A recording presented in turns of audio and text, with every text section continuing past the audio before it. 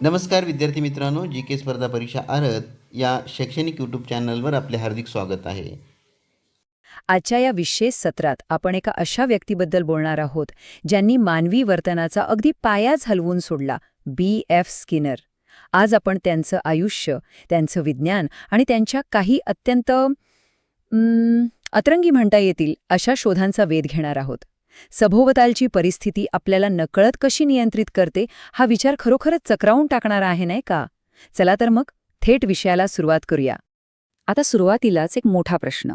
आपले वर्तन, आपल्या कृती या नक्की कुठून येतात? आपल्या आत चालणाऱ्या विचारांमधून की आपल्या सभोवतालच्या पर्यावरणातून मिळणाऱ्या परिणामांमधून? स्किनर यांच्या संपूर्ण कारकिर्दीच्या केंद्रस्थानी नेमका हाच सर्वात मोठा आणि तितकाच वादग्रस्त प्रश्न होता. आजच्या या प्रवासात आपण नेमके काय पाहणार आहोत? 1. रॅडिकल बिहेवियरिझमचा अर्थ.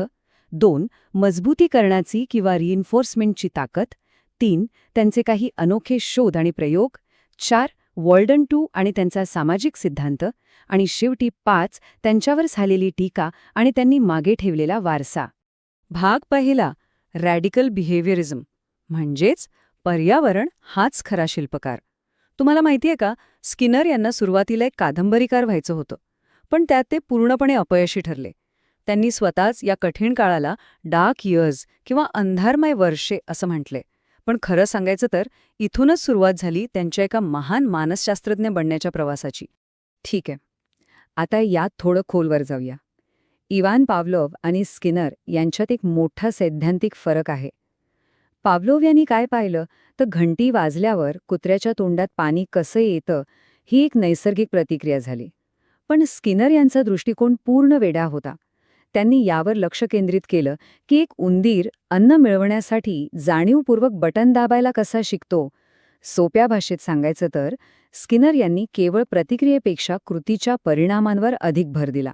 त्यांचा असा अगदी ठाम विश्वास होता की आपलं वर्तन हे कुठल्याही अदृश्य मानसिक स्थितीवर अवलंबून नसतं, तर ते आपल्या सभोवतालच्या पर्यावरणाच्या इतिहासावर ठरतं. थोडक्यात सांगायचं तर ज्याला आपण मन किंवा चेतना म्हणतो, तो प्रत्यक्षात आपल्या शरीराचाच एक भौतिक भाग आहे, असं त्यांचं अतिशय स्पष्ट मत होतं. भाग दुसरा, द पॉवर ऑफ रिइन्फोर्समेंट, कृतीला आकार देणे. स्किनर यांच्या या जगात नेमके कोणते नियम काम करतात आणि ते मानवी वर्तनाला कसा आकार देतात ते आता आपण पाहूया. पॉझिटिव्ह रिइन्फोर्समेंट म्हणजे सकारात्मक मजबूतीकरण. हे नक्की काय आहे? तर जेव्हा एखाद्या कृतीनंतर एखादी छान किंवा हवीहवीशी गोष्ट घडते, तेव्हा आपण ती कृती पुन्हा पुन्हा करतो, बरोबर? म्हणजेच योग्य वर्तनासाठी मिळणारं बक्षीस हेच ते वर्तन सुधारण्याचं सर्वात मोठे आणि प्रभावी साधन आहे. आता दुसरीकडे निगेटिव्ह रिइन्फोर्समेंट किंवा नकारात्मक मजबूतीकरण. अनेकदा लोक याला शिक्षा समजण्याची चूक करतात, पण तसं अजिबात नाहीये. इथे एखादी नको असलेली किंवा त्रासदायक गोष्ट टाळण्यासाठी एखादं वर्तन बळकट होतं. उदाहरणार्थ, तो सकाळी कानावर आदळणारा त्रासदायक अलार्म बंद करण्यासाठी आपण पटकन उठतो. हे नकारात्मक मजबूतीकरणच आहे.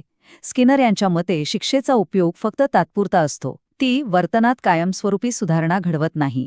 आणि हाच मुद्दा अधिक स्पष्ट करण्यासाठी स्किनर आणि चार्ल्स फेर्स्टर यांनी मजबूतीकरणाचे वेळापत्रक सखोलपणे अभ्यासले.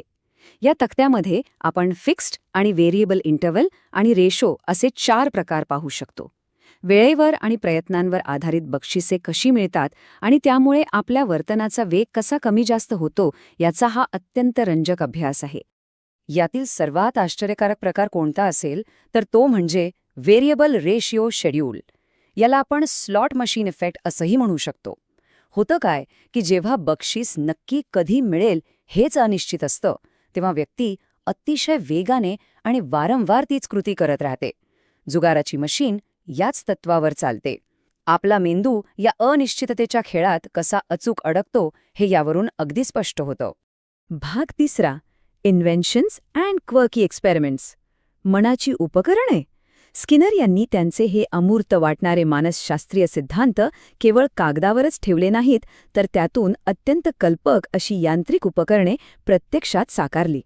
एखाद्या वेड्या संशोधकाप्रमाणे त्यांनी अनेक उपकरणे बनवली. ऑपरंट कंडिशनिंग चेंबर, ज्याला आज आपण सगळे स्किनर बॉक्स म्हणून ओळखतो. याशिवाय क्युम्युलेटिव्ह रेकॉर्डर, टीचिंग मशीन आणि बर्बल सुमेटर. ही सगळी उपकरणे म्हणजे त्यांच्या वर्तनवादी सिद्धांतांची प्रत्यक्ष भौतिक रूपे होती. याच उपकरणांमुळे वर्तनाचे अगदी अचूक मोजमाप करणे शक्य झाले. आता हा प्रकल्प पहा, प्रोजेक्ट पिजन. अतिशय विचित्र पण तितकाच भन्नाट. विचार करा, दुसऱ्या महायुद्धाचा काळ आहे आणि बॉम्ब किंवा क्षेपणास्त्रांना अचूक दिशा दाखवण्यासाठी चक्क कबुतरांचा वापर केला जातोय. स्क्रीनवर चोच मारून क्षेपणास्त्र निर्देशित करण्याची ही कल्पना अमेरिकन लष्कराने खरोखरच आखली होती. जरी हा प्रकल्प नंतर रद्द झाला असला तरी ही कल्पनाच अक्षरशः अवाक करणारी आहे. आणि कबुतरांवरूनच आठवला त्यांचा सुपरस्टिशन म्हणजेच अंधश्रद्धा प्रयोग. समजा अन्नाचा पुरवठा पूर्णपणे अनिश्चित आणि यादृच्छिकपणे होत असेल तर काय होईल? या प्रयोगात कबुतरांचा असा समज झाला की ते करत असलेल्या विशिष्ट हालचालींमुळेच त्यांना अन्न मिळतंय. यातूनच सवयी आणि अंधश्रद्धायुक्त विधी अगदी अपघाताने कसे तयार होतात हे सिद्ध झालं. महत्वाच्या मॅचला आपला लकी शर्ट घालून जाण्यासारखंच आहे. भाग 4. Walden 2 and social theory. समाजाची रचना. आता आपण प्रयोगशाळेच्या 4 भिंतींच्या बाहेर पडून थेट समाजाकडे वळूया. स्किनर यांनी 1948 मध्ये वॉल्डन 2 नावाची एक अत्यंत महत्त्वाची कादंबरी लिहिली, जी एका परिपूर्ण आणि आदर्श समाजाच्या संकल्पनेवर आधारित होती. या वॉल्डन 2 मध्ये त्यांनी अशा एका समाजाचे डिझाईन मांडले जिथे सर्व काही वैज्ञानिक सामाजिक नियोजनावर चालते. तिथे मुले वाढवण्यासाठी ऑपरेंट कंडिशनिंग वापरले जाते, उपभोगावर नियंत्रण असते आणि शिक्षेचा पूर्णपणे त्याग केलेला असतो. हा काल्पनिक समाज फक्त सकारात्मक मजबूतीकरणावर चालतो. पण स्पर्धा किंवा संघर्ष अजिबात नसलेला हा समाज ऐकायला जितका आदर्श वाटतो तितकाच तो कुठेतरी थोडा अस्वस्थ करणाराही वाटतो, नाही का? त्यांच्या या विचारांचा प्रभाव इतका सखोल होता की 1967 मध्ये ट्विन ओक्स कम्युनिटीसारखे प्रत्यक्ष जगातील समुदाय याच तत्वांवर उभे राहिले. भविष्यासाठी संसाधनांचं रक्षण करायचे असेल तर केवळ उपभोगच नाही तर उपभोक्त्यांची संख्याही कमी करावी लागेल असा ठाम विचार त्यांनी यात मांडला. 1948 मधला हा विचार आजच्या काळातही किती समर्पक वाटतोय पहा. भाग 5. क्रिटिसिझम्स अँड एन्ड्युरिंग लेगसी. म्हणजेच त्यांच्यावर झालेली टीका आणि त्यांना झालेला विरोध. एवढं मोठं यश आणि लोकप्रियता मिळाल्यावर विरोध तर होणारच. स्किनर यांनाही व्यावसायिक आणि वैयक्तिक पातळीवर अनेक विवादांचा सामना करावा लागला. आपण उपलब्ध माहितीच्या आधारे या विरोधाचे अगदी निष्पक्षपणे विश्लेषण करूया.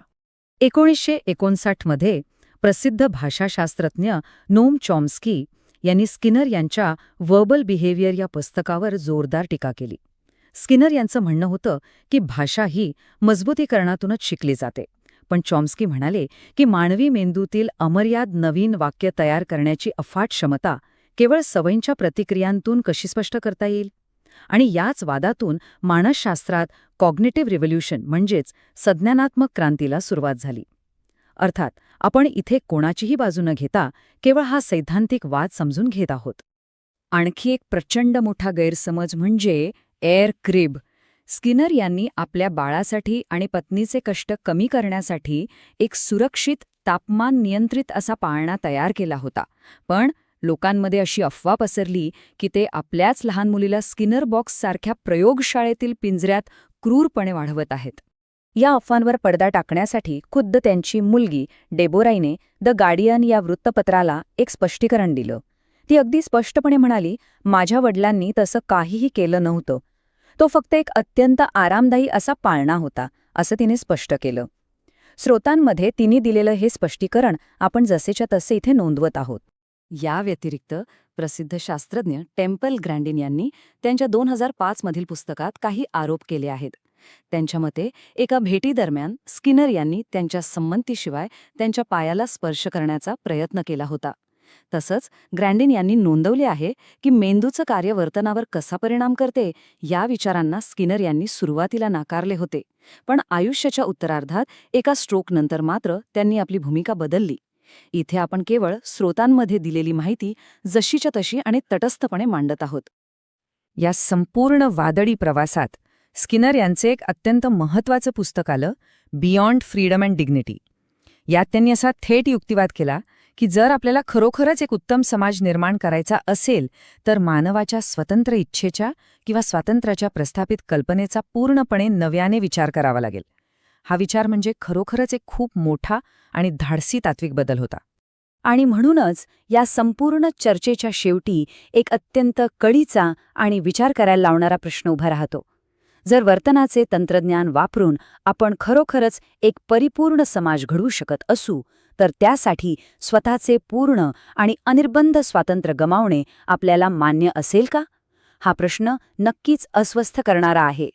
या सखोल चर्चेत सहभागी झाल्याबद्दल खूप खूप धन्यवाद. हा व्हिडिओ संपूर्ण पाहिल्याबद्दल आपले मनपूर्वक धन्यवाद. ही बेसिक माहिती तुम्हाला आवडली असल्यास लाईक आणि कमेंट जरूर करा. आणि आणखीनही तुम्ही आमच्या चॅनलला सबस्क्राईब केले नसेल तर चॅनलला सबस्क्राईब जरूर करा. तसेच हा व्हिडिओ आपल्या मित्रमैत्रिणींनाही शेअर करायला विसरू नका.